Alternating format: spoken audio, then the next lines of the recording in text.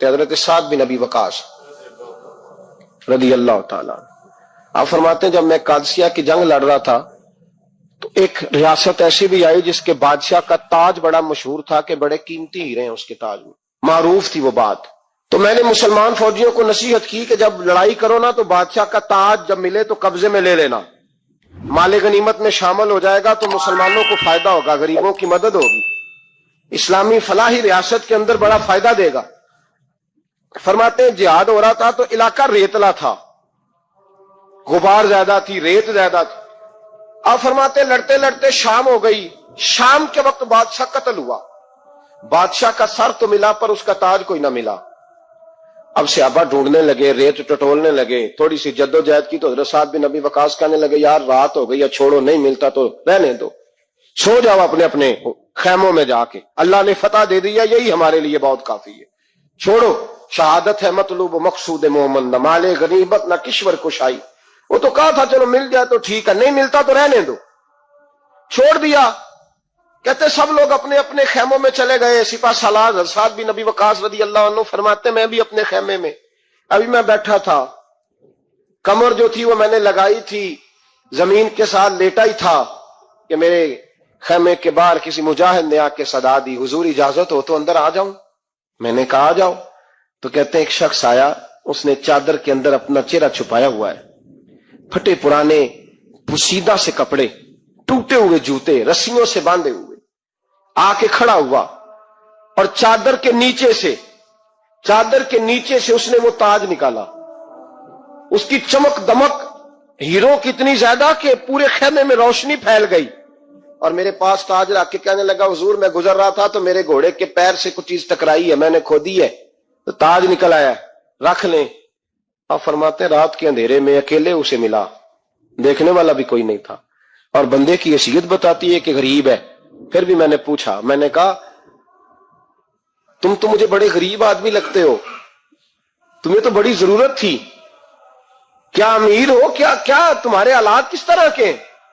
تو کہتے مجھے کہنے لگا حضور 12 بچوں کا باپ ہوں، اور جب جہاد کے لیے آیا تھا تو گھر میں صبح کا کھانا تھا، دوپہر کا کوئی نہیں تھا، حکم ہوا جہاد کی فرض ہونے کا تو نکل آیا ہوں، کچھ شرکا کچھ تھوڑا سا سامان ان کے لیے چھوڑ کے آیا ہوں، اللہ کریم ان کی مدد کرے گا۔ تو فرماتے ہیں میں رشک آیا، اسے رشک، تو میں نے کہا جناب یہ تم نے رکھا کیوں نہیں؟ کہنے لگے وہ میری طرف دیکھ کے کہنے لگے حضور کیوں رکھوں، مجھے اس کی کیا ضرورت ہے، مجھے میرا رب کھلانے والا ہے، میرا رب دینے والا ہے، مجھے ضرورت ہی نہیں، میں کیوں رکھوں؟ دامان توکل کی یہ خوبی ہے کہ اس پر پیوند لگے ہوتے ہیں، دھبے نہیں ہوتے۔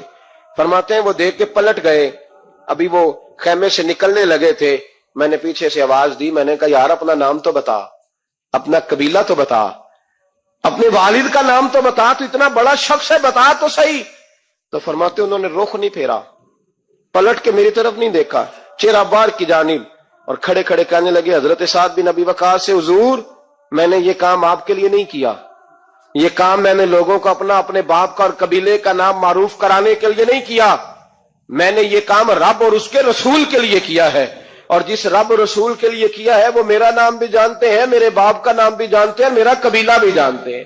حضرت سعد بن ابی وقاص رضی اللہ تعالیٰ عنہ کا نا اپنی ماں سے بڑا پیار تھا اپنی والدہ سے، تو حضرت سعد بن ابی وقاص کلمہ پڑھ گئے، اماں جی نے بھوک ہڑتال کر دی، اسے پتہ تھا کہ میرا پتر مجھ سے پیار بڑا کرتا ہے، میں نے بالآخر منوا لینا ہے۔ تھوڑی سی آبادی تھی، ایک گھر کے اندر جو مسئلہ چھڑتا تھا نا اس کا سارے شہر کو پتہ چل جاتا تھا، اب کونوں میں گلیوں میں اب باتیں بھی ہونے لگیں کہ وہ سعد کی ماں ہڑتال پہ بیٹھی ہوئی ہے، بڑا مسئلہ ہے، اب پریشر بڑھنے لگا۔ حضرت سعد بن ابی وقاص فرماتے ہیں کہ وہ جو میرے قریبی لوگ تھے نا صحابہ، وہ بھی مجھے کہنے لگے یار کوئی رستہ نکال، ہر چوک میں تیری بات ہوتی ہے۔ کہتے ہیں میں گھر جاتا تو گھر والے، بہن، بھائی، بچے، باپ سارے کہتے یار تیری ماں مر جائے گی، اب بہت بڑا ایشو ہے۔ ہم یہ کہہ دیتے ہیں کہ انہوں نے قربانیاں بڑی دی، لیکن آپ ذرا بات کو سمجھے نا کہ اماں بھوک ہڑتال پہ بیٹھ جائے، ایک انسان کہاں کھڑا ہو جائے گا؟ بدنامی الگ ہے، بحث الگ ہے، سیانہ بندہ، مالدار، وزادار، قبیلے والا۔ حضرت سعد بن ابی وقاص کی ماں نے 3 دن تک روٹی نہیں کھائی، پانی نہیں پیا، بے ہوش ہو گئی۔ اب جب بے ہوش ہوئی تو شور پڑا، سارا محلہ جمع ہو گیا، اب سارے لوگ کھڑے، اور بچہ وہ ہے جو ماں کی بڑی ماننے والا ہے۔ اماں کے اوپر لوگوں نے پانی شانی ڈالا، ہوش آئی تو حضرت سعد بن ابی وقاص قریب آئے، کہنے لگے اماں ایک بات کرنی ہے۔ اماں بھی بڑی مشکل سے اٹھ کے بیٹھ گئی کہ پتر ماننے لگا میرا، लोग भी खड़े हो गए, मुस्कुराहट भी होने लगी कि लो ना कोई बात होने लगी। या माँ कहती है कलमा छोड़ दे फिर मानूंगी। हजरत साद बिन नबी वकास कहने लगे अम्मा सुन मेरी बात, 3 दिन हो गए, मक्के का कोई कोना खुदरा ऐसा नहीं जिसमें मेरी तेरी बातें ना हुई, और कबीले का इलाके का कोई शख्स नहीं, लोगों ने बड़ी बातें की। और लोग जब बातें करने पे आते हैं फिर ऊपर तक जाते हैं। ये भी कहा कि क्या दीन ये सिखाता है कि मां भूखी मर जाए। ये भी लोगों ने कहा मैंने हर शय सुनी, बर्दाश्त की, अम्मा अब तू मेरी बात कान खोल के सुन ले। मां कहने लगी वो क्या? तो हजरत साद कहने लगे पैदा मुझे तूने किया है, 9 माह तेरे पेट में रहा हूं, रोटी तेरे हाथ से खाई है, तुझसे ज्यादा बेहतर मुझे कोई नहीं जानता। मां सुन तेरी कितनी जाने? अम्मा कहने लगी 1। तो हजरत साद फरमाने लगे तेरी 1000 जान भी हो ना तो एक एक करके सारी निकल जाए तो मैं मोहम्मद अरबी का कलमा फिर भी नहीं छोड़ूंगा। खत्म हो गई बात। ये क्या बात? वो कच्चा रंग ललारी वाला जेड़ा चढ़दा ते लहिंदा रहिंदा, ये इश्क तेरे दा रंग मुहम्मद जदों चढ़ जाए फिर नहीं लैंदा। ये क्या बात? अम्मा तेरी 1000 जान भी हो, रोटी खानी है तो खा, नहीं खानी तो ना खा। ये लफ्ज कहते हैं हजरत साद बिन नबी वकास रो पड़े, आंसू आ गए, लफ्ज कह के बाहर निकले, मजमा छट गया। जिसने जो मतलब लेना था लिया, जिसने जो कहना था उसने कहा। हजरत साद चले गए। शाम को घर आए तो अम्मा रोटी खा रही थी। तो हजरत साद फरमाते हैं कि मोहल्ले की बीबियां कहने लगी रोटी क्यों खा रही हो? तो माँ रो पड़ी, कहने लगी पुत्र मेरा है, मैंने पैदा किया है, मेरे पुत्र ने कभी जिद नहीं की, इसके दिल में कुछ है उतर गई है, कोई है, कोई कच्चा पक्का जज्बा होता तो मैं तो 2 आंसू बहाती थी तो मेरा पुत्र लौट आता था, पर किसी रास्ते का मुसाफिर बन गया, अब कहीं पहुंच गया है और मैं इसका दर्द समझ गई हूं, जहां गया है अब वहां से ये लौट सकता। आप समझे इतना तगड़ा ईमान जिन लोगों का, उनके बारे में लोग डिस्कस करेंगे। इनको ना कुरान पाक ने बतौर नमूना बयान किया है। अल्लाह फरमाते हैं ईमान उस तरह का जिस तरह मेरे नबी के सहाबा का। ये मुनाफिकों की बात हो रही है पहले से बारे में। वाइजा कीला लहुम आमिनु कमा आमन अन्नास, जब उनसे कहा जाए कि ईमान इस तरह लाओ जिस तरह मेरे नबी के सहाबा लाए हैं, कालू अनुमिनु कमा आमन सुफहा, तो वो कहते हैं इस तरह ईमान लाए जैसे बेवकूफ लाए, ये तो बेवकूफ है, हर शय नबी पाक पे कुर्बान कर रहे हैं। तो अल्लाह फरमाते हैं अला इन्नहुम हुमुस सुफहा, खबरदार हो जाओ मेरे नबी पाक के गुलामों को बेवकूफ कहने वालों, तुम बेवकूफ हो। अल्लाह कहता है तुम पागल हो, बेवकूफ हो, अल्लाह उन्हें पागल कहता है, अल्लाह पागल कहते हैं उन्हें जो नबी पाक के सहाबा को पागल कहते। और हजरत उमर जैसा बंदा 24 लाख मुरब्बा मील का हुक्मरान और शाह रूम को खत लिख के कहता है मैं मिन्नत नहीं करता मैं हुक्म देता हूं। ना तगड़ा बंदा।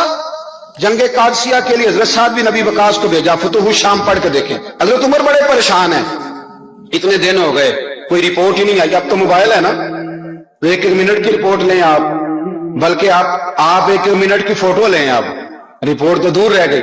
हजरत उमर फारूक रदी अल्लाह तआला अन्हु बड़े परेशान है कि कादसिया में हजरत साद बिन नबी वकास के साथ लोग जिहाद करने गए, रिपोर्ट कोई नहीं आ रही। इतने परेशान थे कि बाहर निकल के ना उस रास्ते में बैठ जाते जो रास्ता कादसिया की तरफ से आता था। जो भी आता जाता पूछते जंग के क्या हालात है। उधर जब अल्लाह ने फतह दे दी ना तो हजरत साद बिन नबी वकास रदी अल्लाह तआला अन्हु ने ना एक कासिद को खत दे के भेजा, कहने लगे उमर के पास जाओ, उन्हें इत्तला दो कि अल्हम्दुलिल्लाह अल्लाह ने इस्लाम को फतह अता कर दी। ये हजरत उमर को जाके देना। वो बड़े परेशान होंगे। वो जो उस जमाने में इस तरह होता था कि कई दूर दूर से सहाबा जो दूसरे शहरों के मुल्कों के रहने वाले होते थे वो भी आकर शामिल हो जाते थे जिहाद में। कोई 1 दफा मदीने आया, कोई 2 दफा आया, फिर अपने अपने इलाकों में। बहुत सारे लोगों ने ज्यादा दफा हजरत उमर को देखा भी नहीं था। वो जो कासिद खत लेके आया था ना, उसने 1-8 दफा देखा था, हजरत उमर बूढ़े हो गए, वो पहचानता नहीं था। उधर से वो खत लेके आ गया। हजरत उमर मदीने से बाहर निकल के उस रोड पे बैठे थे जो कादसिया पे आता था। जब उस आदमी को आते देखा तो हजरत उमर उठ के खड़े हो गए, फरमाने लगे कादसिया से आ रहे हो? वो क्या कहता है? फटे पुराने कपड़े, टूटे हुए जूते, सर पे पुरानी पगड़ी। कहने लगे गुलाम मदीने के रहने वाले हो? हजरत उमर कहने लगे हाँ मदीने का हूं। कहा मैं कादसिया से आया हूं, अल्हम्दुलिल्लाह अल्लाह ने इस्लाम को फतह दे दी है, अल्हम्दुलिल्लाह कुफर की कमर टूट गई है। उसने ये बात करके तो घोड़े को एड़ी लगाई, घोड़ा दौड़ने लगा मदीने के। हजरत उमर भी साथ साथ दौड़ रहे। फरमाने लगे अच्छा बताओ खालिद बिन वलीद का क्या हाल है? थोड़ा आगे जाके फरमाने लगे उसामा बिन ज़ैद कैसे है? वो कहते ठीक है। फिर उसने और घोड़ा, उमर साथ साथ दौड़ रहे हैं, साथ साथ 24 लाख मुरब्बा मील का हुक्मरान, एक जूता पैर से निकल गया, उमर दौड़ रहे हैं। आगे जाके पूछते हैं साद बिन अबी वकास का क्या हाल है, तो हुजूर वो भी ठीक है। कितने लोग मेरे शहीद हो गए मुसलमानों में से? कहने लगा सही गिनती का नहीं पता, ये लफ्ज अदा होते होते मदीने की सरहद आ गई। लोगों ने उमर को घोड़े के साथ दौड़ते देखा तो कहा अमीरुल मोमिनीन क्यों दौड़ रहे हैं? वो गुलाम छलांग लगा के नीचे आया, कदमों में बैठ गया, कहने लगा हुजूर आपने बताया ही नहीं आप अमीरुल मोमिनीन है। आप फरमाने लगे क्या बताता, मैं तो ऊंट चलाने वाले का पुत्र हूं, क्या बताता? वो उमर हूं जिसने अपने गुनाहों का हिसाब देना है, क्या बताता? जो साद बिन अबी वकास को जिहाद पे भेज के खुद बुज़दिलों की तरह घर में बैठा है, क्या बताता? कोई हैसियत नहीं, कोई ताब। तूने अच्छा किया, तू तो मुजाहिद था, मुझे साथ साथ दौड़ाया, तूने अच्छा किया। इतने लोग थे चीखे मार के रोने लगे। हजरत फारूक आजम से कहने लगे उमर जब तक तेरे जलवे रहेंगे अल्लाह कामयाबियां ही अता फरमाएगा, जब तक तेरा रंग रहेगा अल्लाह ताला नवाजता ही रहेगा। कुछ नहीं, कभी अपना आप जाहिर ही नहीं किया। बहुत बड़े थे, बहुत बड़े थे हजरत उमर, बड़े थे। हजरत अबू राफे गुलाम थे, कुरान पाक बड़ा सोना पढ़ते थे। हजरत उमर जब भी उन्हें मिलते कहते अबू राफे तो उमर से अच्छा है, कुरान बड़ा शानदार पढ़ता है। तो वो कहते हुजूर अगर मैं कुरान सही पढ़ता हूं तो आपको कुरान की तशरीह ज्यादा सही आती, आप भी तो मुझसे अफजल हैं। तो आप फरमाते नहीं फिर भी तो मुझसे अफजल है। क्यों?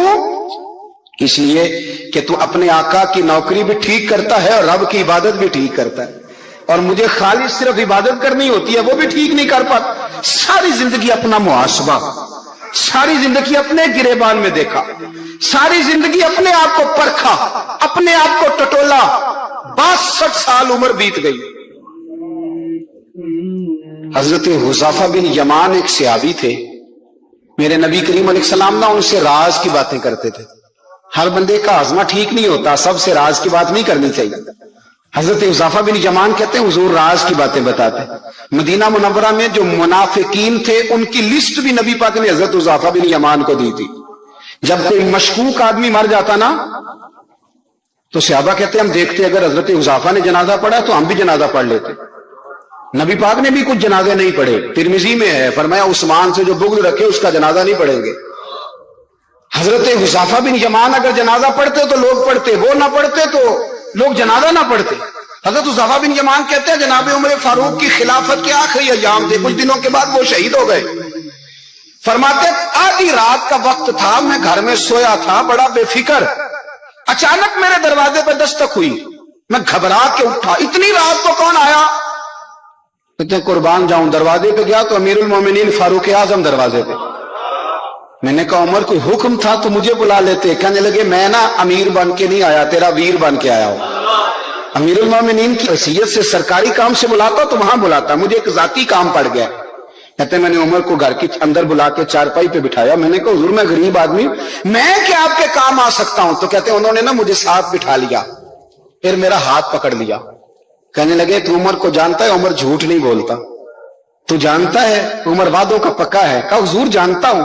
कहा मैं उस वक्त आया हूं जब देख भी कोई नहीं रहा। हजरत हुज़ैफा बिन यमान कहते हैं परेशान हो गया, हुजूर पहेलियां ना बुझवाए, मेहरबानी कर बताए किधर आए हैं। हजरत उमर फारूक फरमाने लगे 62 साल का हो गया हूं, 63 में चल रहा है, दाढ़ी सफेद हो गई है, अल पक गया, उठ फरीदा सुत्या, दाढ़ी आ गई पूर, अग्गा नेड़े आ गया, पीछा रह गया दूर। अब कब्र अशर का मामला साफ नजर आने लगा है। कहा हुजूर मुझसे क्या चाहते हैं? हजरत उमर रो पड़े, कहने लगे आज मैं इशा के बाद निकला हूं तो नबी पाक के सहाबा मुझे नेक कह रहे थे, फिर मैंने बच्चों की मां से और बच्चों से भी पूछा है, वो भी मुझसे राजी हैं। पर हुज़ैफा तेरे साथ नबी पाक राज की बातें करते थे, सच बता कहीं उमर का नाम मुनाफिकों में शामिल तो नहीं? सच बताओ उन मुनाफिकीन में तो शामिल नहीं, कहीं ऊपर ऊपर से तो नहीं सारा कुछ? हजरत हुज़ैफा बिन यमान कहते हैं मैं बाप के मरने पे इतना नहीं रोया जितना उमर के सवाल पे रोया। मैं कदमों में बैठ गया, मैंने कहा नहीं उमर ये तो मैंने नहीं सुना, लेकिन ये मैंने नबी पाक से जरूर सुना है कि मेरे बाद अगर कोई नबी होता तो उमर इब्ने खत्ताब होता। ये मैंने अपने कानों से सुना है कि उमर जिस गली से गुजरे शैतान रास्ता बदल जाता है। कि नबी करीम अलैहिस्सलाम ने फरमाया कि जिब्रील अमीन 950 साल मेरे उमर की शान बयान करें तो उमर की शान खत्म नहीं होती। 950 साल अगर हजरत जिब्रील भी बयान करें تو یہ مقام ہے سیدنا فاروق اعظم کا۔ اللہ تبارک و تعالیٰ نے جس طرح سارے نبیوں میں شان حضور کو عطا فرمائی، اسی طرح تمام نبیوں کے حواریوں میں سب سے زیادہ شان حضور کے غلاموں کو عطا فرمائی۔ قرآن مجید میں اللہ کریم نے فرمایا یا ایھا الذین آمنوا قوا انفسکم واہلیکم نارا، فرمایا اے ایمان والو خود بھی جہنم کی آگ سے بچو اور اپنے گھر والوں کو بھی دوزخ کی آگ سے بچاؤ۔ حضرت عمر فاروق نے جب یہ آیت نازل ہوئی تو فوراً عرض کیا یا رسول اللہ صلی اللہ علیہ وسلم اس کا کیا مطلب ہے کہ خود بھی دوزخ کی آگ سے بچو اور اپنے گھر والوں کو بھی بچاؤ؟ تو نبی کریم علیہ السلام نے فرمایا عمر اس کا مطلب یہ ہے کہ جن چیزوں کا اللہ رسول تمہیں حکم دیتے ہیں تم اپنے گھر والوں کو ان چیزوں کا حکم دو، اور جن چیزوں سے اللہ رسول تمہیں منع کرتے ہیں تم اپنے گھر والوں کو بھی ان چیزوں سے منع کرو۔ حضرت عمر فاروق کی زندگی میں جو چیز آپ کو بہت زیادہ ملے گی نا وہ یہ ہے کہ آپ نے جتنا کڑا احتساب محاسبہ باہر والوں کا کیا ہے نا اس سے زیادہ بڑھ کے اپنا اور اپنے گھر والوں کا کیا۔ یہ بڑا عجیب معاملہ ہے کہ ہم جتنے لوگ ہیں ہمارا معیار یہ ہے کہ سامنے والا غلط ہے اور میں ٹھیک، یعنی دوسرے کا بچہ گلی میں نظر آ جائے تو اس کی غلطیاں نکلنی شروع ہو جائیں گی، اور میرا بچہ سارا شہر گھوم آئے ایک ٹائر پہ موٹر سائیکل پہ تو ہم کہتے ہیں کہ ابھی بچہ ہے، انشاءاللہ سیانا ہو جائے گا۔ اگر ابا جی آج تک سیانے نہیں ہوئے کہ اس کو سمجھا لیں تو پھر بیٹے کا سیانا ہونا تو ہو سکتا ہے کہ وہ 60-70 سال لگ ہی جائیں۔ گھر کے اندر جب تک توجہ نہیں ہوتی اور سب سے پہلے جب تک اپنی ذات پر توجہ نہیں ہوتی، میں کہا کرتا ہوں کہ باہر لیکچر چلتا ہے گھر میں عمل چلتا ہے، لیکچر باہر چلتا ہے گھر کے اندر عمل چلے گا۔ باہر تو آپ نے کہہ دیا نماز پڑھا کرو، ختم ہو گئی بات، لیکن گھر میں بچے نماز تب پڑھیں گے جب ان کے والد نماز پڑھیں گے۔ گھر میں کہہ دیا پردہ کرو، پر گھر میں بچیاں پردہ تب کریں گی جب ان کی اماں پردہ کرے گی۔ گھر کے اندر عمل چلتا ہے، باہر تو چلو بات بھی چل جاتی۔ تو والد کا جب تک کردار بچے نہیں دیکھتے جب تک اتنی دیر تک ان کا تبدیل ہونا ممکن نہیں ہوتا۔ حضرت عمر فاروق رضی اللہ تعالیٰ عنہ نا باہر والوں کا بھی بڑا سخت حساب کرتے تھے۔ بڑا ایک گورنر صاحب نے لباس بڑا شاندار پہننا شروع کر دیا تھا تو حضرت عمر نے اتروا کے نا تو انہیں ٹاٹ کا لباس پہنا کے تو اونٹ چرانے کی ڈیوٹی دے دی تھی۔ اتنا سخت احتساب کرتے۔ کسائی کی دکان پر بھی 1-2 گھنٹے کھڑے ہوتے تھے۔ جو آدمی مسلسل 2 دن گوشت خریدتا تھا نا فرماتے تھے اس کا ٹیکس بڑھا دو، لوگوں کو دال نہیں مل رہی اور یہ روز گوشت کھاتا ہے۔ حضرت فاروق اعظم اس کو جزیہ کہا جاتا تھا یا کچھ اور معاملات ہوتے تو بڑھا دیتے تھے۔ مسلسل جو 2 دن آدمی گوشت کھاتا تھا فرماتے تھے مدینے میں غربت ہے، اگر یہ والا نظام تم کرو گے تو غریب لوگ کس کی طرف دیکھیں گے۔ لیکن اس سے زیادہ بڑھ کر جو ان کی زندگی کا معیار اور سٹیٹس تھا وہ یہ تھا کہ اپنے گھر کا خاص خیال رکھتے، خاص توجہ کرتے۔ ملک شام سے اور ایران سے کچھ لوگ آپ کی خدمت میں آئے تو وہاں سے کچھ کنیزیں بھی آئیں ان کے بادشاہ کا پیغام لے کے۔ شاہ ایران کی کنیز کو ملکہ نے کہا کہ نا حضرت عمر کی زوجہ کو دیکھ کے آنا ذرا کس طرح کی ہے۔ ہمارے ملک میں کیا کہتے ہیں خاتون اول، باقی سارے دعاؤں میں خاتون اول، ذرا خاتون اول کو دیکھ کے آنا۔ تو وہ جب آئی نا گھر میں ملنے تو کہا کہ مجھے میری ملکہ نے کہا تھا کہ عمر کی زوجہ سے اہلیہ سے ملاقات کر کے آنا۔ تو حضرت عمر کی اہلیہ نے نا ایک جوڑا کپڑوں کا دے دیا ملکہ کے لیے اور ایک خوشبو کی شیشی دے دی۔ اب جب وہ تحفے وہاں گئے تو اس ملکہ نے نا کچھ سونے کا سامان بھیجا، کچھ زیورات بھیجے، کچھ تحائف بھیجے۔ جب حضرت عمر کے گھر آئے نا وہ خادم لے کے آیا، اس نے کہا جی آپ کی اہلیہ نے تحفے بھیجے تھے، تو جواب میں شاہ ایران کی بیوی نے یہاں جس ملک کا وہ سفیر تھا انہوں نے بھی یہ بھیجے۔ تو حضرت عمر فاروق نا وہ تحفے لے کے گھر گئے تو جا کے کہنے لگے اپنی اہلیہ سے یہ تو کب سے تحفے تحائف بھیجنے لگ گئی ہے، یہ کب سے نظام شروع ہو گیا؟ تو حضور تحفہ دینا لینا تو ٹھیک ہے، سنت ہے، محبت بڑھتی ہے، تو یہ کوئی قباحت نہیں، اور میں نے اپنی ذاتی استعمال کے لیے جو چیزیں رکھی تھی وہ میں نے دی ہیں۔ تو حضرت عمر فاروق رضی اللہ تعالیٰ عنہ فرمانے لگے ہم نے کسی ملک کے ساتھ اور اس کے بادشاہ کے ساتھ ذاتی تعلق نہیں بنانا، تعلق جو بھی بنے گا رسول اللہ کے دین کی برکت سے بنے گا۔ ذاتی رشتے نہیں ہم نے قائم کرنے، ذاتی۔ آپ کے ملک کی جو ایئر لائن جس کا ہر سال خسارے کا ڈنڈورا پیٹا جاتا ہے نا، وہ ہمارے بادشاہ صاحب و صدر صاحب اگر غیر ملکیوں کو گھوڑا کبھی بھیجنا ہو نا، گھوڑا، تو پورا ایک جہاز گھوڑا لے کے تحفے میں جاتا ہے، پورا جہاز غریب قوم کا یہ سرمایہ، اور قوم بڑی بادشاہ ہے، لائنوں میں لگ کے ووٹ دیتی ہے۔ دو کام ہمیشہ لائن میں لگ کے کرنے، ایک بل لائن میں لگ کے جمع کرانا ہے اور ایک ووٹ لائن میں لگ کے، تاکہ پھر پورے 5 سال لائن میں ہی لگے رہیں۔ مرضی سے آپ ووٹ دینا، پر جو بات درست ہے اس کو سنو۔ حضرت عمر فاروق رضی اللہ تعالیٰ عنہ نے اپنی اہلیہ سے پوچھا کتنے کا تھا وہ تیرا جوڑا اور خوشبو کی شیشی؟ نے کہا 3 دینار کی۔ فرمایا یہ 3 دینار تیرے اور باقی جو تحفے آئے ہیں وہ تو خود کہہ، چونکہ اس نے تیرے نام بھیجے ہیں، تو کہہ کہ میں مال غنیمت میں دیتی ہوں، تو کہہ میں مسلمانوں کو کہہ۔ تو زوجہ ہنس پڑی، کہنے لگی میں نام بھی کہوں تو مجھے کہنا تو پڑے گا ہی، کہنا تو میں نے ہے ہی، کیونکہ سامنے عمر فاروق ہے، لہذا فرمایا کہہ دیتی ہوں میں نے دیا خزانے کو۔ حضرت عمر نے جمع کرا لیا۔ میں یہ کیا بات ہوں، میرے گھر والے جو مرضی کریں، ان کا معیار زندگی جس طرح کا مرضی ہو۔ اور حضرت عمر ایک جملہ کہا کرتے تھے، اللہ کرے کہ یہ باتیں اس دور حاضر میں ہماری سمجھ میں آئیں۔ حضرت عمر فاروق رضی اللہ تعالیٰ عنہ اپنے بچوں کو فرمایا کرتے تھے کہ بہت آدمی کو بھوک لگی ہو نا، اور پھر اس کی پسند کا کھانا پکا ہو، جتنے شوق سے وہ اس کھانے کو دیکھتا ہے نا، فرمایا اس طرح پوری قوم اپنے بادشاہوں کے خاندان کو دیکھتی ہے، اس تیزی کے ساتھ دیکھتے ہیں کہ ان کے گھر میں کیا ہو رہا ہے، ان کا معیار زندگی کیا ہے، ان کا سٹیٹس کیا ہے۔ آپ کے بچے دونوں کاروبار کے لیے مصر گئے، ایک بہت بڑا قافلہ گیا مدینے سے مصر تجارت کے لیے، تو یہ گئے تجارت کے لیے، تو حضرت عبداللہ ابن عمر، حضرت عبید اللہ ابن عمر، حضرت عمر کے دونوں بیٹے گئے۔ جناب عمر فاروق کے بچے جب وہاں پہنچے تو مصر کے گورنر نے نا لوگوں کو تعارف کرایا کہ یہ عمر فاروق کے بیٹے ہیں۔ ایک چھوٹی سی بات کر دوں، یہ چودھری کے بیٹے کو کون بتاتا ہے کہ تو چودھری کا بیٹا ہے؟ باہر والے بتاتے ہیں، گھر والے۔ اور سیٹھ صاحب کے بیٹے کو کون بتاتا ہے کہ تو سیٹھ صاحب کا بیٹا ہے؟ اور مالک کو کون بتاتا ہے کہ تو مالک کا بیٹا ہے اور یہ کرایہ دار ہے؟ یہ کون بتاتا ہے؟ یہ سوچ ہم دیتے ہیں بچوں کو، چودھری اور کمی کی سوچ، امیر اور غریب کی سوچ، مالک اور کرایہ دار کی سوچ، گھر کے مالک کی اور کام کرنے والے کی سوچ، یہ ہم دیتے ہیں۔ یاد رکھنا یہ ہم دیتے ہیں، یہ ہمارا مزاج ہے، یہ باہر سے نہیں آتی۔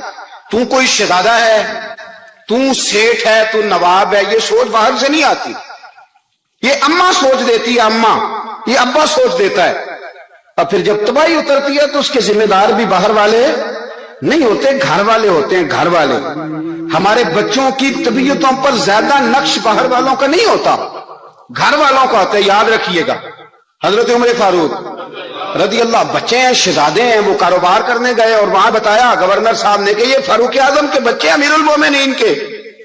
لوگوں نے ان سے زیادہ مال خریدا، تجارت میں زیادہ نفع ہوا۔ ظاہر ہے کہ وہ آپ کے جو اللہ خیر کرے حکمران ہیں، ان کے کاروبار کتنے ملکوں میں ہیں، کس بنیاد پر ہیں؟ وہ صرف اس بنیاد پر کہ وہ حکمران رہے، ان کے لیے آسان تھا بڑے لوگوں سے تعلقات بنانا۔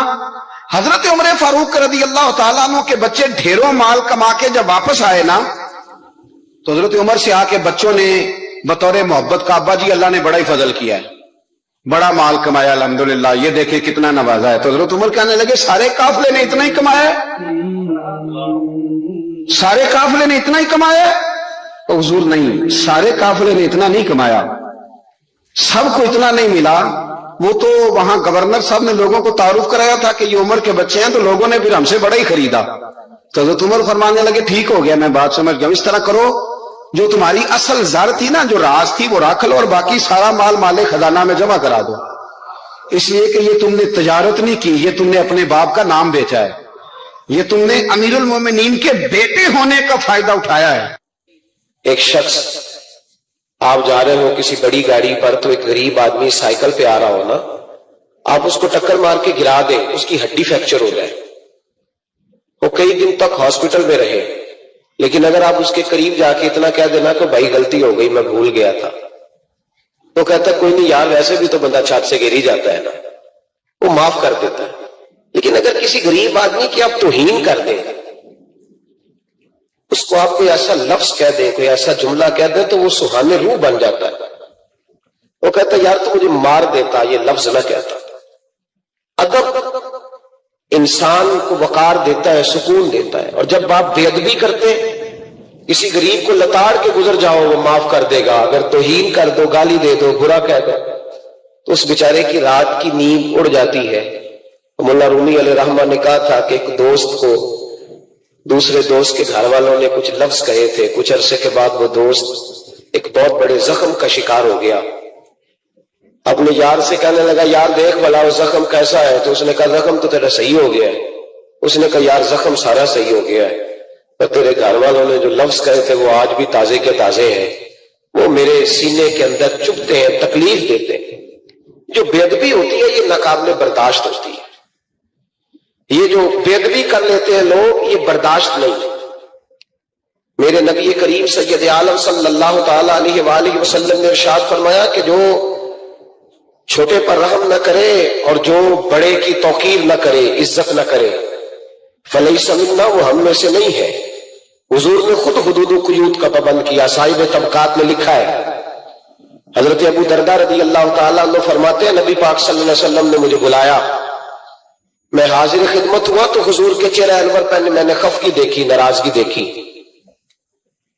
تو میں دیکھ کے بڑی تشویش میں آیا، پھر فوراً میں نے سوال کیا، میں نے کہا حضور آپ مجھ سے ناراض ہیں؟ نبی پاک صلی اللہ علیہ وسلم نے جب لفظ کہے تو فرماتے ہیں میں کانپنے لگا، مجھے دن کے اجالے میں اندھیرا نظر آنے لگا۔ محبوب نے فرمایا ہاں میں تجھ سے ناراض ہوں۔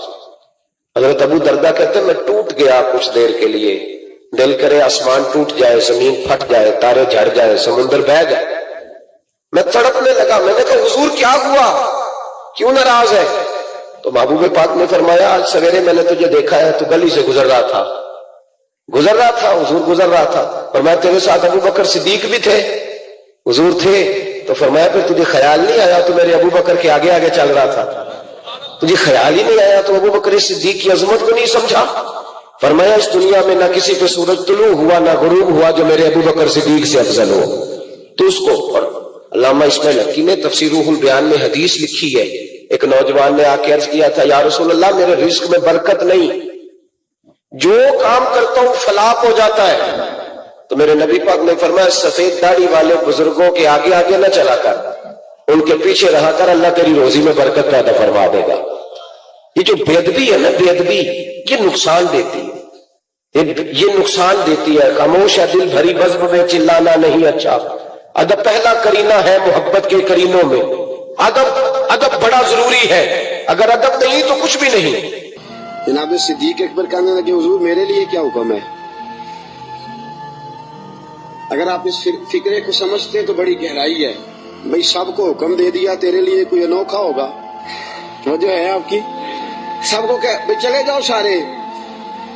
ابو بکر پوچھتے ہیں حضور میرے لیے کیا حکم ہے؟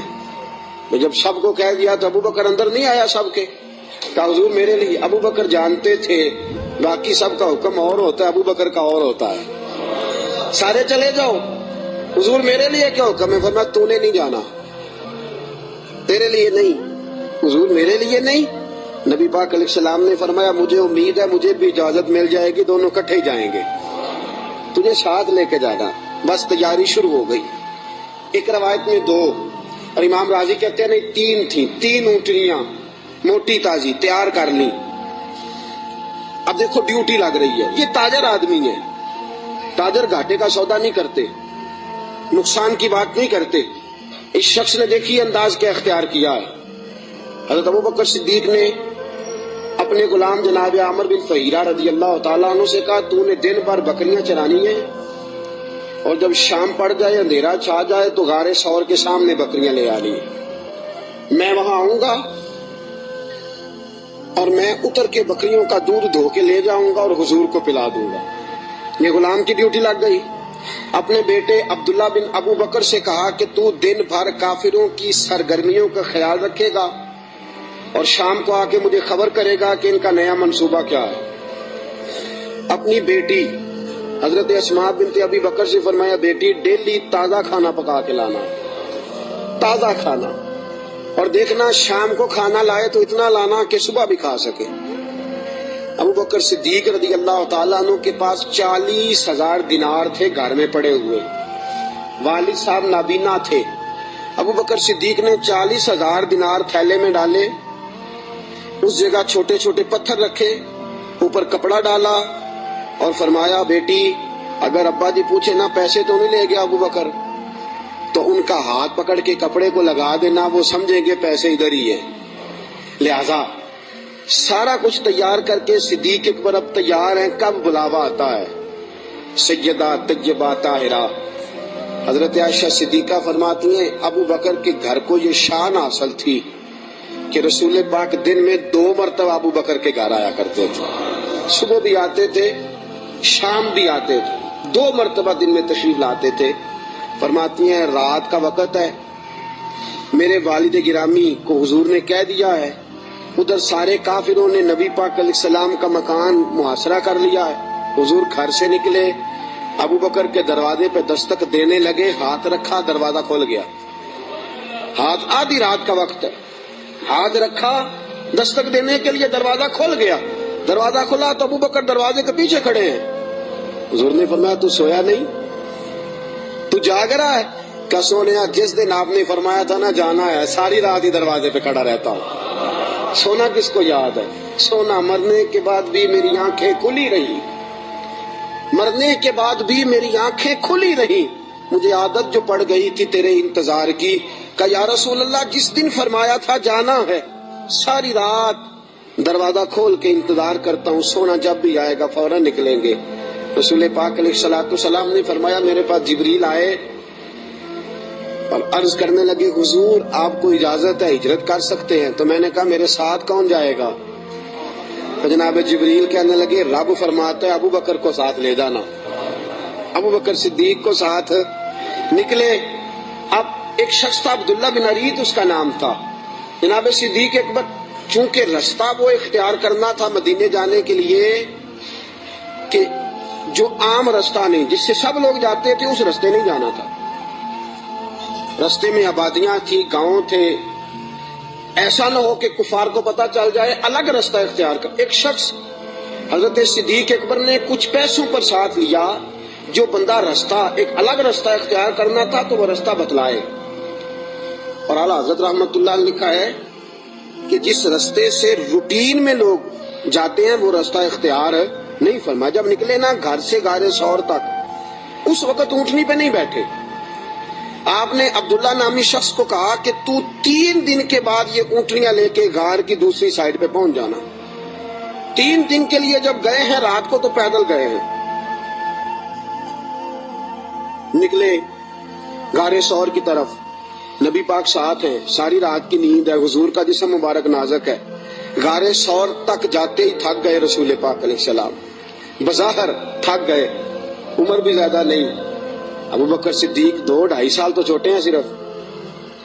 رسول پاک صلی اللہ علیہ وسلم غار ثور پہ جانا ہے، اللہ آپ سب کو مکے لے جائے، آمین تو کہہ دو، اللہ آپ کو مکے لے جائے، لے جائے اللہ تبارک و تعالیٰ آپ کو، تو پھر آپ غار ثور پہ بھی جائیں۔ ویسے مجھے ایک شخص ملا ہے مکے میں جو کہتا ہے مجھے 18 سال ہو گئے میں اوپر نہیں گیا، ڈر لگتا ہے۔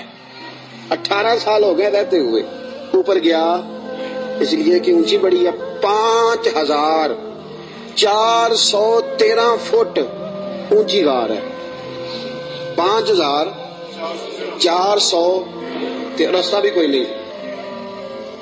اور یہ وہ غار ہے جس کا اللہ نے قرآن میں ذکر فرمایا ہے، اذ ہما فی الغار، جب وہ دونوں غار میں تھے۔ اور وہاں اتنے سیانے پڑھے لکھے مولوی رہتے ہیں، جس غار کا اللہ نے قرآن میں ذکر کیا کہتے اوپر نہ جانا۔ بھئی اللہ نے قرآن میں ذکر کر دیا، اسے دیکھنے نہ جائیں، کیا خیال ہے؟ تو اوپر نہ جانا۔ نبی پاک تو کام کے لیے گئے، تو تمہیں کیا کام ہے؟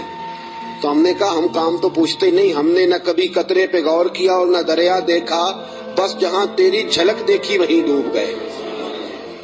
اب 5413 فٹ اونچی غار ہے، رستہ آج بھی صحیح نہیں، بندہ چڑھ سکتا؟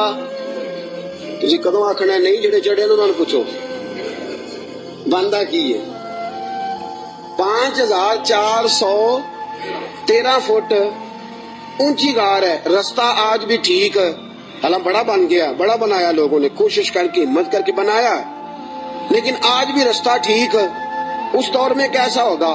اور ایک بات میں آپ کو پہلے بتا چکا کہ وہ رستہ اختیار بھی نہیں کرنا غار پہ جانے کے لیے جو روٹین میں لوگ استعمال کرتے ہیں، الگ رستے سے جانا ہے۔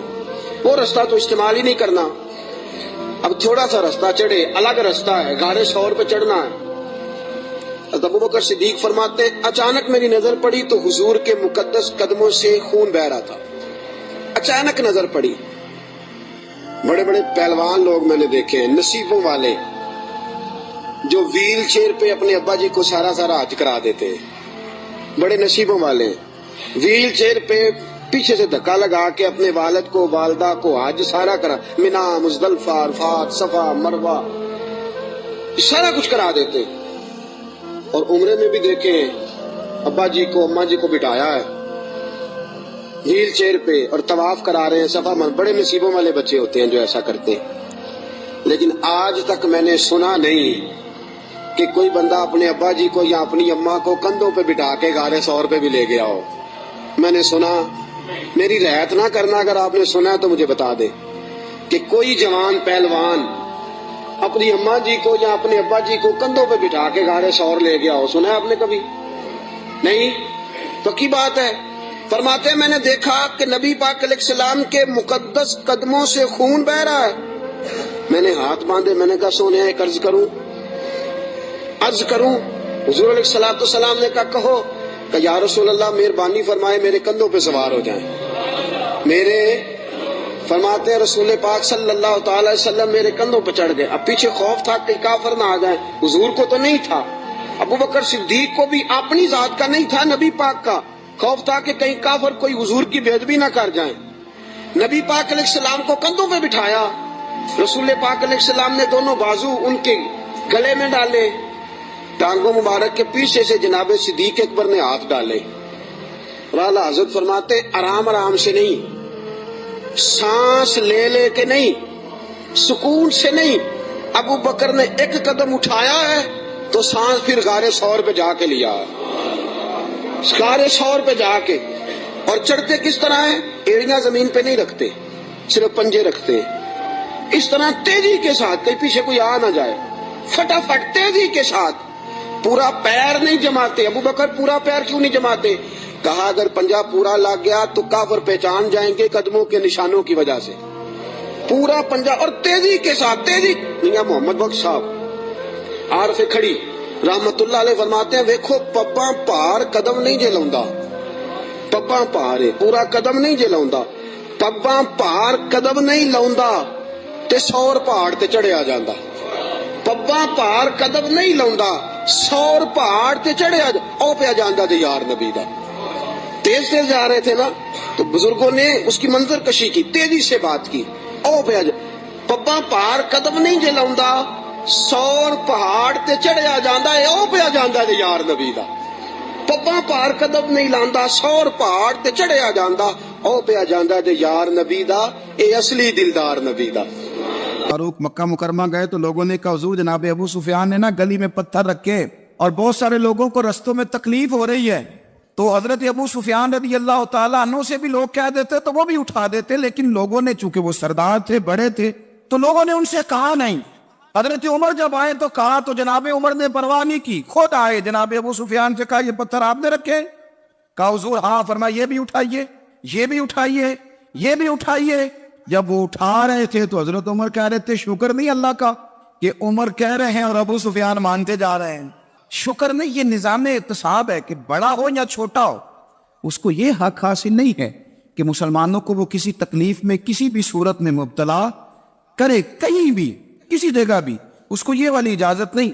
हजरत सैयदना उमर फारूक रदी अल्लाह तआला अन्हु। फिर एक और बात थी, मैं कई दफा ये बात कहता हूँ और मुझे जाती तौर पर इसका बड़ा तजर्बा है। कुछ लोग ना खुशामद पसंद हो जाते, बड़ी उम्दा तारीफ करते हैं, ओए होए हो, पोल बांधते हैं पूरे। आपके पास आएंगे तो कहेंगे जनाब आपसे ज्यादा अच्छा बंदा ही कोई नहीं, तो वो ना आपसे काम निकलवाते हैं।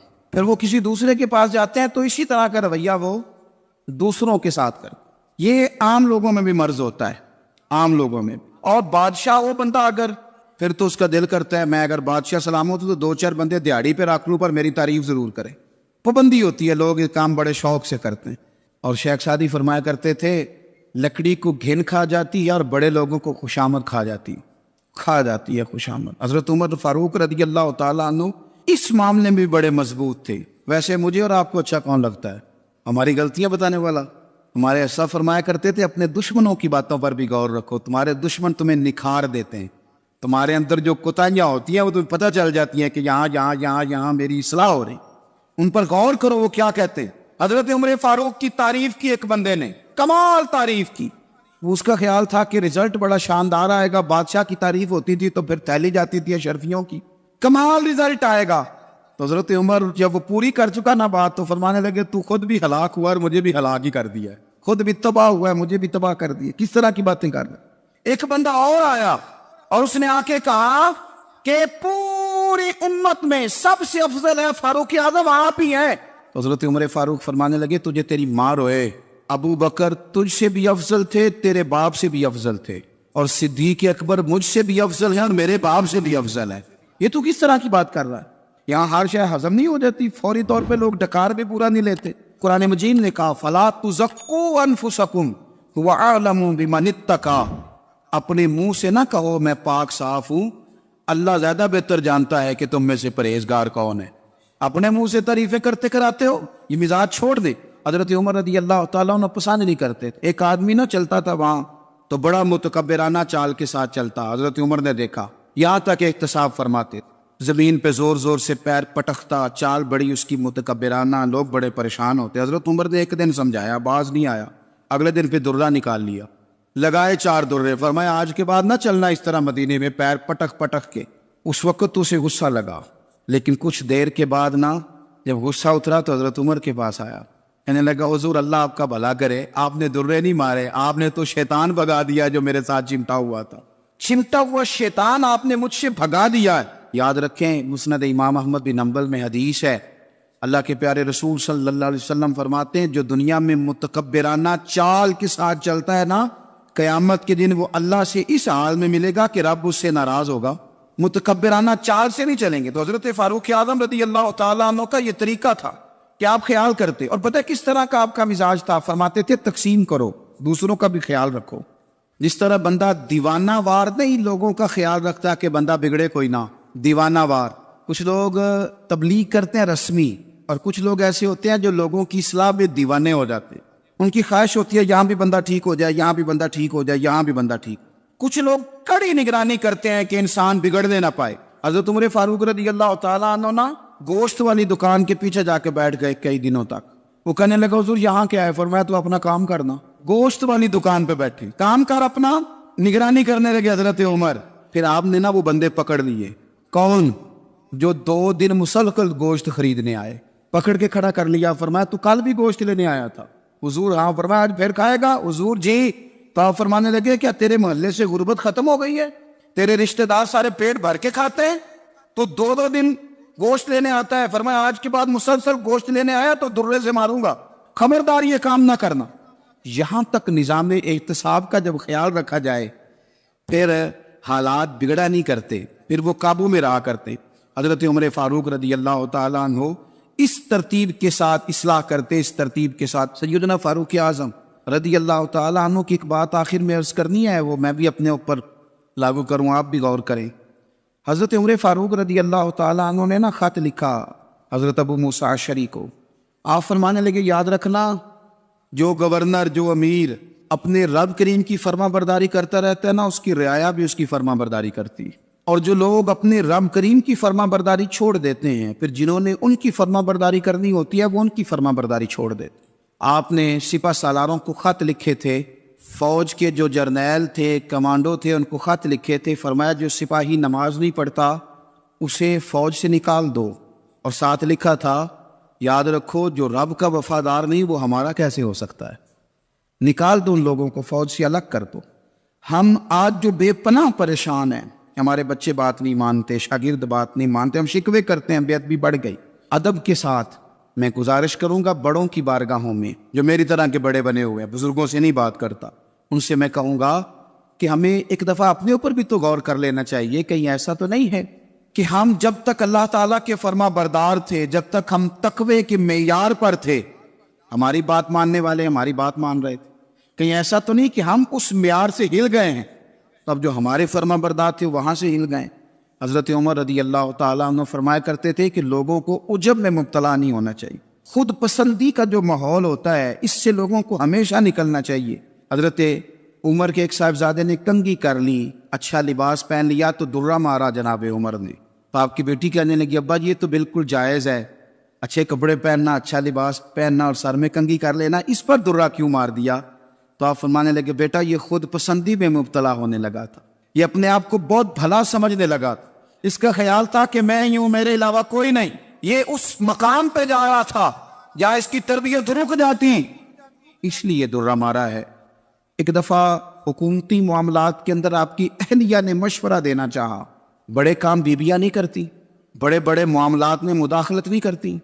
ہمارے بر صغیر میں وہ بادشاہ نہیں گزرا کہ جو فیصلہ کرتا تھا تو کرسی پہ بیٹھ جاتا تھا اور پردے کے پیچھے اس کی بیوی بیٹھ جاتی تھی، اور جب وہ فیصلہ سنانے لگتا تو یوں گردن پیچھے کرتا اور اہلیہ جو کہتی وہ فیصلہ سنا دیتا۔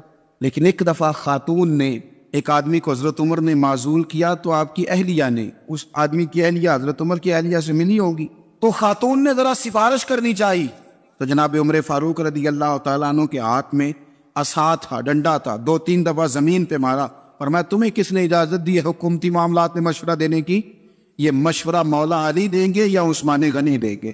آپ کو کس نے اجازت دی؟ وہ حکومتی معاملات، وہ مسلمانوں کا اجتماعی معاملہ، وہ مسلمان دیکھیں، آپ کو اس میں آنے کی اجازت نہیں ہے۔ جو آپ کی ذمہ داریاں ہیں، آپ کے حقوق ہیں، ان پر آپ بات کریں۔ تو بھائی نظام میں احتساب اپنی ذات سے شروع کریں۔ ہماری اولادیں، ہمارے بچے، وہ باہر سے انہوں نے زیادہ اثر نہیں لیا، ہم نے انہیں بتایا کہ ہم بڑے غریب ہیں، ہم بڑے مجبور ہیں، ہم تو بڑے کمزور ہیں، ہماری تو سنتا کوئی نہیں، یہ تو امیروں کا ملک ہے، اس میں تو فلانے کو اہمیت حاصل ہے۔ ان باتوں نے ہمارے بچوں کو کمزور کیا ہے، ان باتوں نے ہمارے بچوں کے دلوں میں احساس کمزوری پیدا کیا ہے۔ آپ ان کو جینا سکھائیں، آپ ان لوگوں کو بتلائیں کہ رب کریم نے جو تمہارے لیے بہتر سمجھا وہ تمہیں اپنے فضل سے بڑا عطا فرمایا ہے۔ آپ ان کو ان کے مقام پر رہ کر خوددار اور قناعت پسند ہونا سکھائیں، آپ یقین کریں گھر امن والا بن جائے گا۔ بچے اگر بھنا ہوا گوشت کھا رہے ہوں اور پھر بھی لاڑی رہے ہوں کہ مسالہ میری مرضی کا نہیں، سٹائل میری مرضی کا نہیں، ٹیسٹ میری مرضی کا نہیں، یہ والا گوشت میں نے نہیں کھانا، یہ اس طرح کر کے بھنا ہوتا تو پھر میں نے کھانا تھا، وہ زیادہ خوفناک صورتحال ہو جاتی ہے۔ لیکن اگر ابا جی، اماں جی، گھر والے کھیتوں میں کام کر رہے ہوں اور بچے اچار کے ساتھ روٹی لے کے جائے اور بننے پہ بیٹھ کے، پھٹے پہ بیٹھ کے وہ پھر کھانا شروع کریں، اور جب وہ اچار آئے اور وہ ایک دوسرے کو کہیں کہ آج تو 2 کلے ہو گئے میرے کام کے، اس دفعہ تو دیکھنا ہماری فصل کتنی شاندار ہوگی، ایک دوسرے کو دیکھ دیکھ کے وہ ہنسی اور مسکرائے اور ان کی باتوں میں لذت ہو، اور پھر وہ کہیں کہ آم بڑے اچھے مل گئے تھے، دیکھو اچار کتنا سونا آ گیا ہے، دیکھو یہ کس قدر زیادہ اچھا ٹیسٹ ہے، تیل بھی بڑا اچھا ہے، گل بھی بڑے وقت پہ گیا ہے۔ آپ یقین کریں یوں لگتا ہے کہ کائنات کی سب سے بہترین روٹی یہ لوگ کھا رہے ہیں۔ یہ سوچ حضرت عمر نے ہمیں دی ہے۔ حضرت عمر کا بیٹا مصر گیا، وہاں سے کمائی کر کے لایا، تجارت کرنے گیا، لاکھوں کا مال۔ کون سا باپ ہے دنیا میں جس کا بیٹا باہر سے پیسے لے کے آئے تو ابا تفصیل پوچھے کہ بیٹا کہاں سے کمائے، کہاں سے لایا، کتنے ملے، کیوں آئے؟ کون سا باپ تفصیل پوچھتا ہے؟ ابا تو کہتا ہے لا صحیح، اور تعریفیں کرتا ہے میرا بیٹا بڑی کمائی کرتا ہے۔ کبھی پوچھا ہے اس سے کہ ڈیوٹی صحیح دیتا ہے کہ نہیں؟ کبھی پوچھا ہے کہ تو ایمانداری کی روزی لاتا ہے کہ حرام کی کماتا ہے؟ یہ باپ کی ذمہ داری ہے، یہ اماں کی ذمہ داری ہے۔ پھر کہتا ہے بیماری کیسے آ گئی، پریشانی کیسے آ گئی؟ تو نے کبھی سوال کیا اپنی اولاد سے؟ حضرت عمر فاروق رضی اللہ تعالیٰ عنہ کا بیٹا مصر سے پیسے کما کے لایا تو جناب عمر نے بلایا، فرمایا بیٹے اتنی تو تیرے پاس راس ہی نہیں تھی، تھوڑے سے تو پیسے لے کے گیا تھا، اتنی کمائی کیسے ہو گئی؟ اتنے تو پیسے نہیں تھے صاحب، کہاں سے کمائی لائے؟ اس نے کہا ابا جی وہ جو میرے چچا ہے نا مصر کے گورنر، آپ کے دوست، انہوں نے میری مدد کی ہے۔ فرمایا جتنے لوگ گئے تھے سب کی ہے مدد اس نے؟ کہا نہیں صرف میرے کی۔ فرمایا تیرے کیوں کی؟ کہا حضور آپ کے دوست ہے۔ فرمایا چپ کر، حضور انہوں نے مجھے اتنے پیسے دیے، میں نے کاروبار میں ڈالے تو نفع آیا تو میں ان کی رقم دے کے۔ فرمایا خاموش ہو جا، باقی جتنے لوگ گئے تھے سب کی مدد کی اس نے؟ کہا نہیں حضور صرف میری کی۔ فرمایا اس نے تیری مدد نہیں کی، اس نے خلیفہ کے بیٹے کی مدد کی، اس لیے کہ وہ خلیفہ کو اپنے حق میں نرم کر سکے۔ فرمایا آدھا مال تیرا ہے، آدھا مال غنیمت کا ہے، مال خزانہ کا ہے، مسلمانوں کا ہے، اس لیے کہ تو جو وہاں سے مال کما کے لایا ہے وہ اپنے باپ کے خلیفہ ہونے کی وجہ سے کما کے لایا ہے، لہذا رکھ ادھر۔ یا کہتے ہیں کدھر سے آیا، کیسے آیا، کون سا حساب دے، کیا کرے؟ او بھائی حضرت عمر رضی اللہ تعالیٰ عنہ کا اپنی اولاد کے بارے میں یہ رنگ ہے. ایک جنگ سے نا خوشبو آئی. خوشبو بڑی مہنگی ہوتی تھی. عرب میں خوشبو آج بھی بڑی مہنگی ہے, وہ زیادہ استعمال کرتے. میری باتوں کی سمجھ آ رہی ہے میرے بھائی؟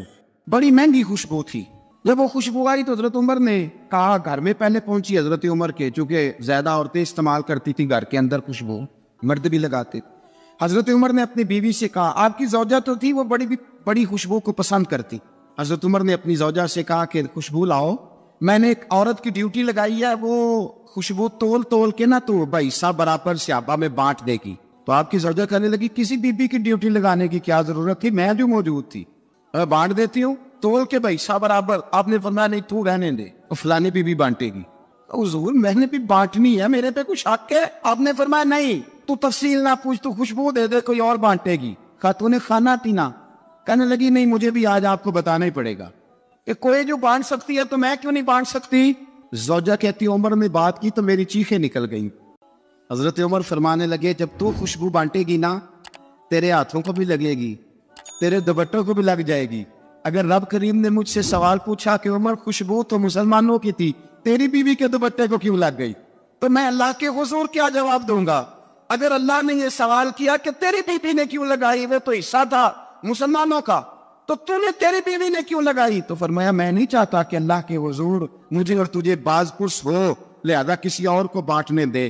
زوجہ روئی اور تڑپ کے کہنے لگی, عمر مجھے لگتا ہے صبح قیامت بھی تیری بیوی ہونے کی وجہ سے اللہ مجھے جنت عطا فرما دے گا, تیری زوجہ ہونے کی برکت سے. بھائی یہ معیار رکھا, خدا کی قسم ایسا شخص تاریخ میں دوبارہ نہیں آیا.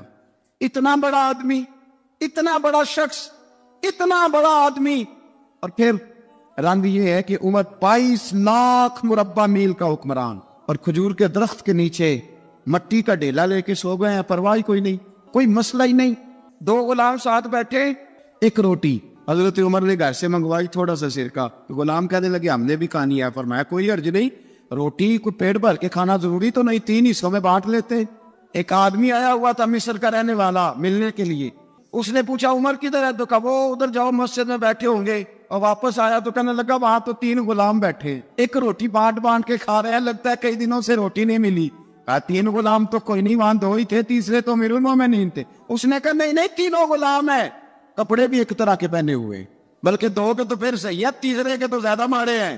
کپڑے بھی ایک طرح کے, کھانا پینا بھی ایک طرح کا, اور ان کا نشست برخاست بھی ایک طرح کی ہے, لہذا کوئی فرق نہیں. حضرت ابو ہریرہ کہتے ہیں میں لے کے آیا, اور جناب عمر کو جب میں نے کچی زمین میں تہمت سمیٹ بیٹھے دیکھا تو میں رو پڑا. میں نے اس مصر سے آنے والے کو کہا تو اس کے جلوے دیکھ, اگر اس کی ذات میں اتنا حسن ہے تو محمد عربی کا مقام کیا ہوگا, مقام غور. 10 محرم کو لوگ دیگے پکائیں گے نا, ہم بھی پکائیں گے انشاءاللہ, یہاں بھی پروگرام ہوگا. تو 10 محرم کو جو دیگ پکنی ہے تو ایسا نہیں ہو سکتا کہ 1 محرم کو حضرت عمر کے نام کی بھی کوئی پک جائے. اگر امام حسن حسین کے نام کی دیگیں پکے تو جو امام حسن حسین کے سے پیار کرنے والے ہیں, جو امام حسن حسین سے, ہم لوگوں نے بھی عجیب رٹا اپنایا ہے نا, ہم لوگ بات کا ایک پہلو دیکھتے ہیں دوسرا نہیں دیکھتے. حضرت امام حسن اور حسین کو بھی نبی پاک نے شہید کہا, اور جناب عمر کو بھی رسول اللہ نے خود شہید فرمایا. فرمایا شہید ہے, خود فرمایا اپنی زبان سے کہ یہ شہید ہے, خود میرا عمر شہید ہے. تو ان کے نام کی دیگ نہیں پکنی چاہیے, اس طرف نہیں ہماری توجہ ہونی چاہیے. اور اہل بیت نبوی, یہ بات میں پہلے بھی کرتا ہوں, آج پھر کرنا ضروری سمجھتا ہوں. اہل بیت کا پیار سن لو کان کھول کے, اہل بیت کا پیار اگر ہمیں کسی نے سکھایا ہے تو سیدنا عمر فاروق نے سکھایا ہے. اہل بیت نبوت کی محبت اگر کسی نے سکھائی ہے تو کس نے سکھائی ہے؟ بول کے بتائیے. حضرت عمر نے. اہل بیت کا پیار ہمیں حضرت عمر نے بول کر کے سکھایا ہے. بھائی یاد رکھے, کسی کی طاقت نہیں تھی دم مارنے کی حضرت عمر کے سامنے, طاقت ہی نہیں تھی. کیسر و کسرا کانپ جاتے تھے, جرأت ہی نہیں کرتے تھے حضرت. اور ہمارے تو تعلقات بڑے ہیں نا غیروں سے. حضرت ابو موسیٰ اشعری رضی اللہ تعالیٰ عنہ فرماتے ہیں میرا منشی عیسائی تھا, وہ کاتب کہتے تھے وہ لوگ, میرا حساب کتاب عیسائی تھا. تو فرماتے ایک دن میں نے وہ سارا حساب کتاب لین دین کے حضرت عمر کو دکھائے تو فرمانے لگے جس میں لکھے ہیں اس کو بلاؤ. کہنے لگے ضرور مسجد نہیں آ سکتا. کیوں نہیں آ سکتا؟ کہنے لگے وہ عیسائی ہے. کہتے حضرت عمر جلال میں آ گئے. آپ فرمانے لگے جنہیں رب دور کرتا ہے تم کیوں قریب کرتے ہو, جنہیں اللہ دور کرتا ہے. فرمایا تم غیروں کو اگر عہدے دو گے تو اپنوں کا کیا بنے گا؟ اگر تم غیروں کو عہدے دو گے تو اپنوں کا. ہم نے غیروں کو عہدے دیے تو دیکھا نا اپنے کس طرح کاٹے جا رہے ہیں. गैरों को जो होते दे दिए जराने सारे गैरों से। रोज दावा होता है चीन हमारा सज्जन है, चीन हमारा दोस्त है। ओ भाई दोस्त है तो उससे कहो ना कि बर्मा तो तुम्हारी एक छोटी सी रियासत है, चीन के बगैर तो वो सांस भी नहीं ले सकता। उसको कहो ना इस हुकूमत पे दबाव डाले। लेकिन हम लोगों ने गैरों को होते दिए तो अपने पिस गए। हजरत उमर कहते थे जिम्मी का हम अदब करेंगे। जिम्मी काफिर का हम, ऐसा काफिर जो मुसलमान रियासत को कबूल करे, बदअमनी न फैलाए। एक आदमी को आपने देखा आंखों से नाबीना है और भीख मांग रहा है, तो हजरत उमर को नजर आ गया। फरमाया कौन हो? उसने कहा मैं यहूदी हूँ। फरमाया भीख क्यों मांगती हो? कहा जब तक तंदुरुस्त था मुसलमानों को जजिया देता था, बूढ़ा हो गया हूँ, क्या करूं? हजरत उमर ने घोड़े की पुश्त पे बिठाया, काफिर को घोड़े की पुश्त पे बिठाया और बिठा के मदीने लाए। हजरत अली शेर खुदा वजीर खजाना थे। फरमाया अली इसका वजीफा जारी करो। कहा ये कौन है? फरमाया ये यहूदी है, लेकिन ये हमें जजिया देता रहा, बूढ़ा हो गया बेचारा, भीख मांगने पे मजबूर है, हमारी हुकूमत के अंदर रहता है, इसका पूरा पूरा वजीफा, जितना खर्चा उतना वजीफा लगाओ। हजरत अली कहते हैं मैं वजीफा लगा रहा था और वो मेरे नबी का कलमा पढ़ रहा था, वो रसूलुल्लाह का कलमा पढ़ रहा था। ये मिजाज, ये नहीं कि काफिर। हजरत उमर ने गवर्नरों को खत लिखे थे कि जबरदस्ती किसी को मुसलमान नहीं करना, जहां उनकी इबादत गाहें बनी हो गिरानी नहीं, कोई मंदिर कोई गिरजा जाया नहीं करना। इस्लाम सबको जीने का मौका देता है, पर बेईमानो जालिमो बदजातो तुम्हें यह कहता है कि हम तुम्हें जीने का मौका देते, तुम भी मुसलमानों को जीने का मौका दो। इमाम हसन मिलने, आप यकीन करें मैं जब इस वाकया को पढ़ता हूं तो मेरा दिल झूम जाता है।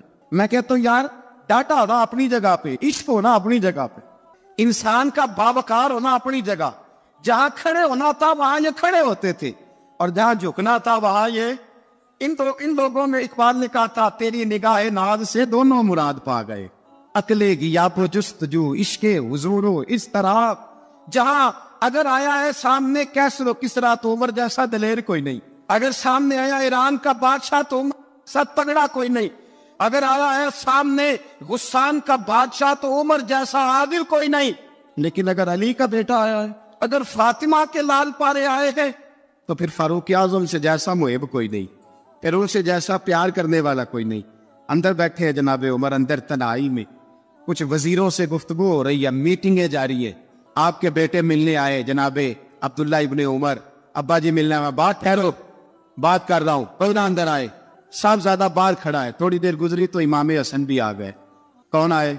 आपको अजब मिलेगा इमाम साहब का नाम लेने से, वो सरदार है जन्नतियों। हसन तेरी नस्ल पाक में है बच्चा बच्चा नूर का, तू है ने नूर तेरा सब कराना। इमाम हसन आए तो हजरत अब्दुल्ला इब्ने उमर को दरवाजे पे खड़े देखा। कामिरुल मोमिनीन कहाँ है?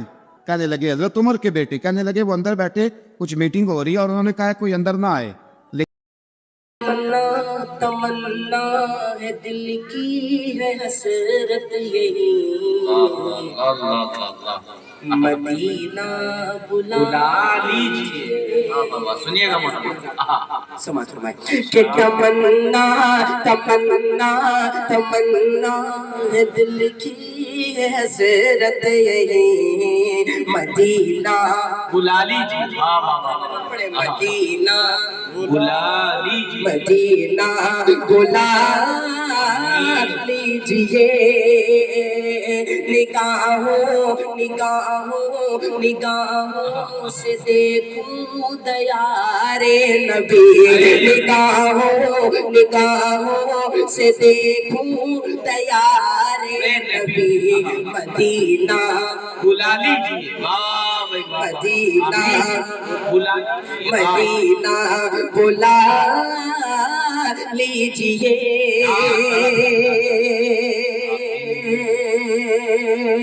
मदीना बुला लीजिए।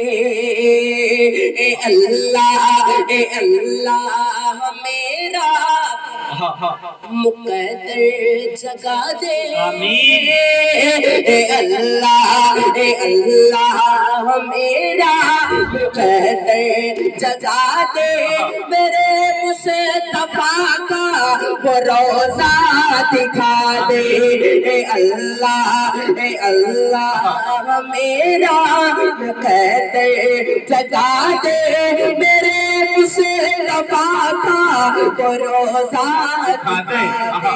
बड़ी मुद्दतों تجھ سے ہے خواہش میری، بڑی مدتوں سے ہے خواہش میری، مدینہ بلا لیجیے، مدینہ بلا لیجیے، مدینہ بلا لیجیے۔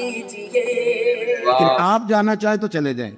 تو انہوں نے کہا جب آپ باہر کھڑے ہیں تو مجھے کوئی اتنا ضروری کام نہیں، اور ابھی زور کی نماز تھوڑی دیر میں ہوگی، میں مسجد میں مل لوں گا امیر المومنین سے۔ یہ بات کہہ کے امام حسن چلے گئے۔ یار اتنی بڑی بات نہیں تھی، وہ میرے استادوں کا بیٹا بھی آئے تو کہا ٹھیک ہے جی وہ سوئے ہوئے، تو کوئی غرض نہیں یار، میں ٹھہر کے آ جاؤں گا، کوئی بڑی بات نہیں تھی، دیکھا جائے تو بڑی بات نہیں تھی، پر بات بہت بڑی تھی، اس لیے کہ یہ خالی حسن نہیں ہے، حسن ابن علی ہے، یہ حضرت فاطمہ کے لخت جگر۔ حضرت عمر باہر نکلے، عبداللہ ابن عمر سے پوچھا کوئی آیا تو نہیں؟ تو کہا حضور امام حسن آئے تھے۔ تو کہا پھر شہزادے کو اندر کیوں نہیں بھیجا؟ کہا میں نے کہا تھا، وہ کہنے لگے اگر امیر المومنین مصروف ہیں تو میں ظہر میں مل لوں گا۔ حضرت عمر رونے لگے، فرمایا بیٹے تو نے اچھا نہیں کیا۔ پھر مسجد نہیں گئے، سیدھے امام حسن کے دروازے دستک دی، امام حسن باہر آئے، کہا شہزادے آئے تھے تو ملے کیوں نہیں؟ تو امام حسن کہنے لگے حضور آپ کا اپنا بیٹا دروازے پہ کھڑا تھا، اور منع بھی کیا تھا آپ نے، تو میں زور میں مل لیتا۔ حضرت امام حسن فرماتے جوش جذبات میں جناب عمر نے سر سے پگڑی اتار دی، جوش جذبات، کہنے لگے حسن میرے بیٹے کا اور آپ کا کیا مقابلہ؟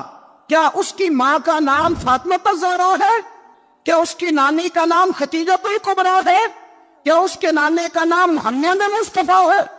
آپ کا اور اس کا کیا مقابلہ؟ پھر رو پڑے اور کہنے لگے بیٹے میں مکے کے صحراؤں میں اونٹ چرایا کرتا تھا، یہ جو میرے سر پر عزت کے بال ہیں یہ تیرے نانے کے اگائے ہوئے، میں مکے کے خبردار شہزادے خبردار۔ او بھائی اہل بیت نبوت کے ادب کا رنگ اگر سکھایا ہے تو سیدنا عمر نے سکھایا ہے۔